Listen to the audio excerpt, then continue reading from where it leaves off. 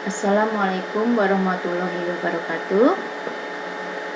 Selamat pagi, selamat siang buat putra-putriku tercinta, siswa-siswi SMKN 1 Negeri Juwiring, khususnya kalian yang duduk di program kalian multimedia dan teknik komputer jaringan.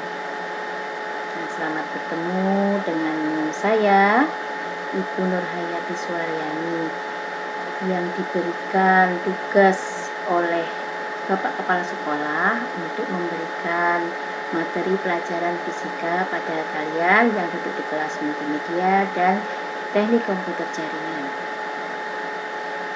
Sebelum melangkah ke mata pelajaran kita harus kenal dulu apa saja yang akan kita pelajari di pelajaran fisika nanti.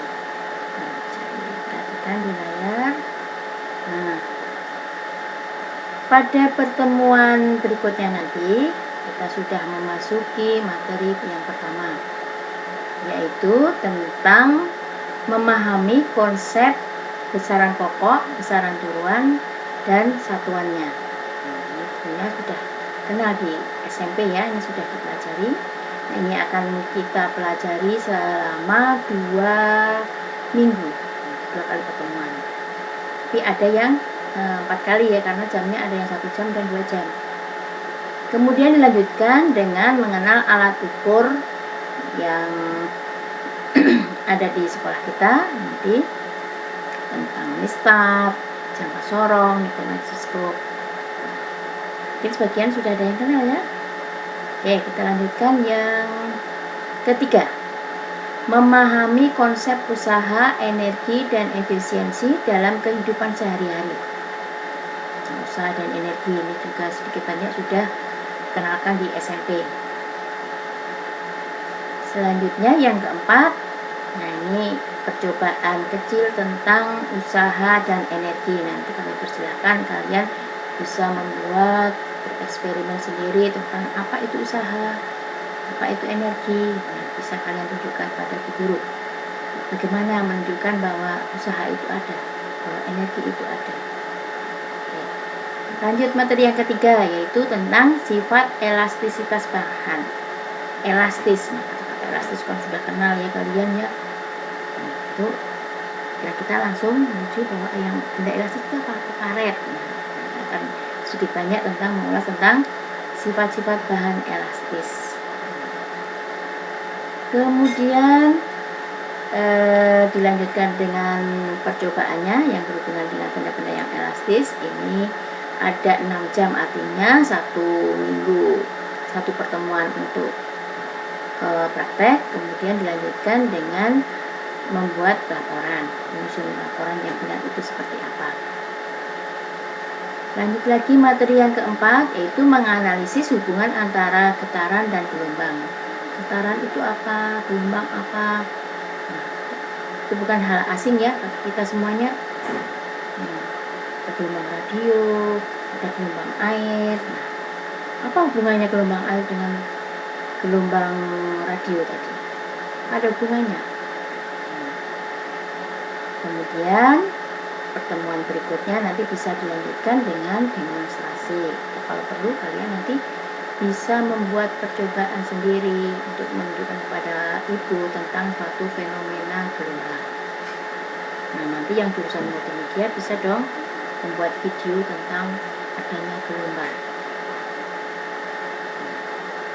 Lanjut lagi untuk materi yang kelima, D3.5, ini optika fisis dan geometris. Optik.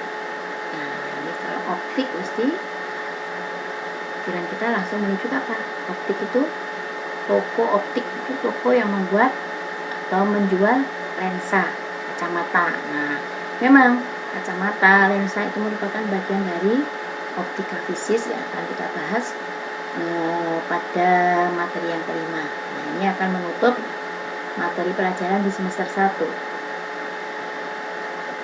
Materi yang akan kita pelajari di semester 2 nanti ada 5 juga, itu berarti materi yang ke-6 ya, atau materi yang pertama di semester 2. yaitu mengevaluasi proses pemuaian, perubahan wujud zat, dan perpindahan kalor.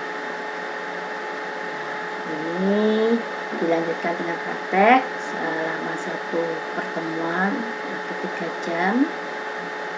Lanjut lagi pada materi berikutnya, yaitu menganalisis konsep listrik statis. Listrik statis. Kalau ada statis mesti ada yang dinamis atau yang listrik yang bergerak. Kalau yang bergerak itu ada arusnya. Jadi ada listrik statis, dilanjutkan nanti tentang listrik arus searah. Nah, kalau ada arusnya berarti ini yang dinamis. Ini statis, listrik statis, listrik dinamis. Kemudian materi berikutnya nanti ada tentang kemagnetan dan elektromagnet. Apa artinya magnet? Kalau magnet sudah kenal ya, benda magnet itu benda yang bisa menarik besi, benda besi. Nah, itu magnet. Kalau elektromagnet, nah, ini ada kata elektro dan magnet. Elektro itu listrik, magnet tadi ya, benda yang bisa menarik besi. Nah, di sini ada gabungan antara kelistrikan dan kemagnetan. Itu nanti akan dibahas dalam elektromagnet. Nah, lanjutkan ada percobaannya, bisa demonstrasi, bisa percobaan. Nah, ini nanti 1 pertemuan. Lanjutkan untuk yang terakhir, nanti kita akan mempelajari dampak radiasi elektromagnetik yang ada pada kehidupan kita sehari-hari. Nah, pada saat ini kehidupan di era baru kita ini, kita tidak bisa lepas dari gelombang elektromagnetik ini.